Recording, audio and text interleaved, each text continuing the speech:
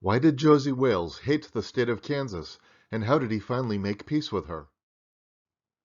In the 1976 film, The Outlaw Josey Wales, the bad guys revealed themselves in the first few minutes of the film. Though the audience does not know who the attackers are, until they are identified by Josey Wales' new friends, where they came from, and whose side they're on in the American Civil War.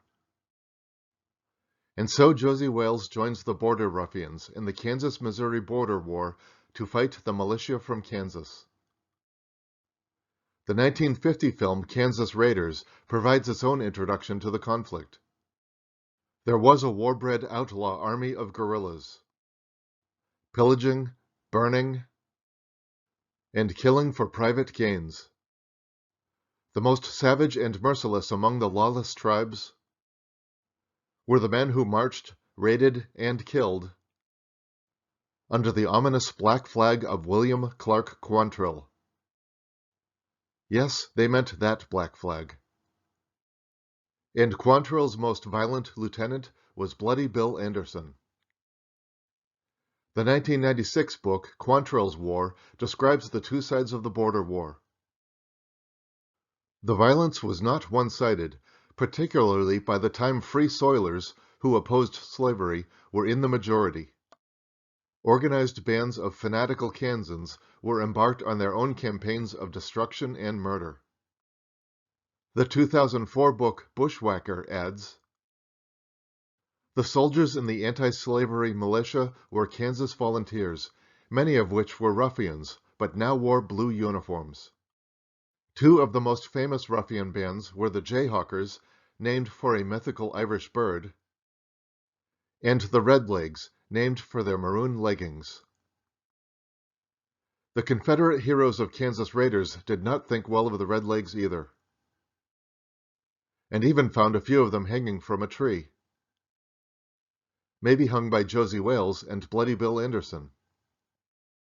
Josey Wales' battles with the North continued for years, even after the war, which we've talked about in other videos.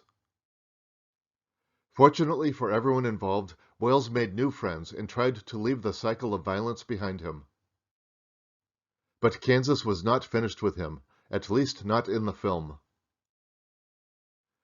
In the 1973 novel Gone to Texas, the Turner family, including Grandma Sarah and Laura Lee, are introduced in Chapter 12 as being from Arkansas. Two covered wagons rolled out of town, two old men, an old woman, and a young one. With nothing left behind in Arkansas, and only the promise of an isolated ranch bequeathed by Grandma's war-dead brother. In the film, the ranch was built by her son and Laura Lee's father, Tom Turner. And the family is from anti-slavery Kansas. We know they come from Kansas because Grandma Sarah goes out of her way to say so.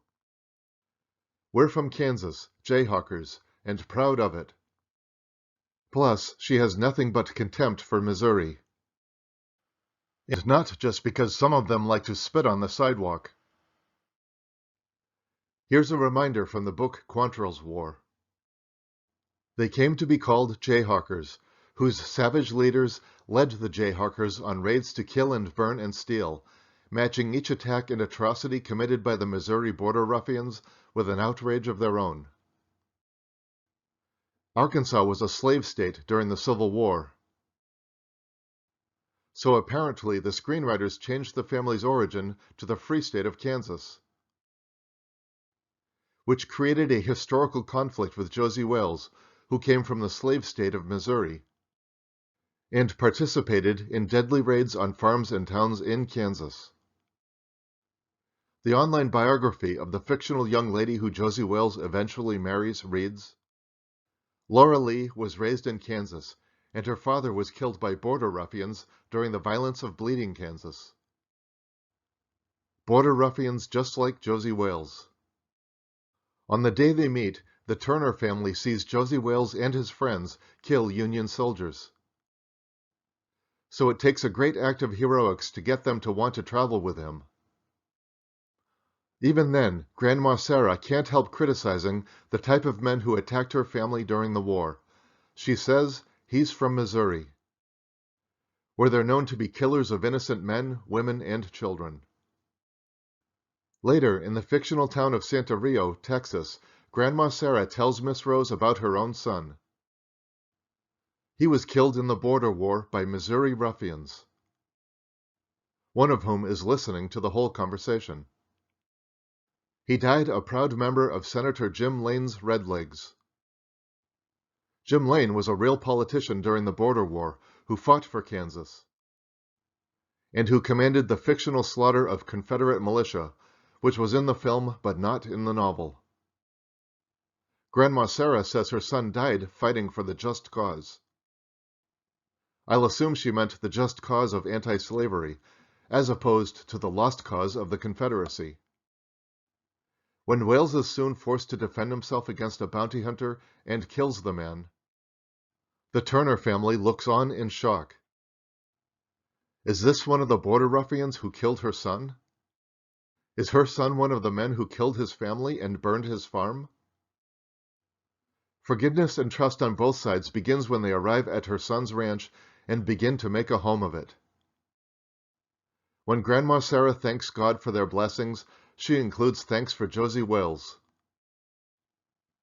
who you changed from a murdering bushwhacker on the side of Satan to a better man.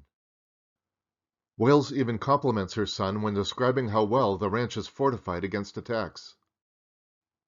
And he shares a profane joke about Kansas with Laura Lee, who counters with a joke of her own. Later, Josey Wales risks his life for them by riding out alone to face the Comanche tribe that planned to destroy the ranch. In the film, but not in the novel, Wales gets his final fight against the Redlegs. And being guilty by association, the Turner family are forced to defend themselves against the men they may have known during the war. Fighting for a family from Kansas allows Josey Wales to reconcile with the North. Helping the Turner family revive the Crooked River Ranch shows the people of Santa Rio that he was a man worth helping. So instead of getting rid of a cold-blooded killer at their first opportunity, they lied for him and saved him from the hangman's noose. In the novel's sequel, Josey goes on a vengeance trail to repay their loyalty and friendship. And I'd like to propose he even ended up taking his wife and their kids back to her home in Kansas. Though the peace did not last forever. So let me be clear, the novel version of Josey Wales never made peace with Kansas, and only found peace, at least for a while, by hiding in Texas. But in what I'll call the Josey Wales cinematic universe, he did make peace with Kansas, and even moved his family there, which will be the subject of another video. And finally, did anyone get this joke? I had to look it up, and I'm still not sure I get it. Oh well. I'm not from Missouri. Thank you for watching. Please like this video and see links in the description below to watch The Outlaw Josey Wales and read Gone to Texas.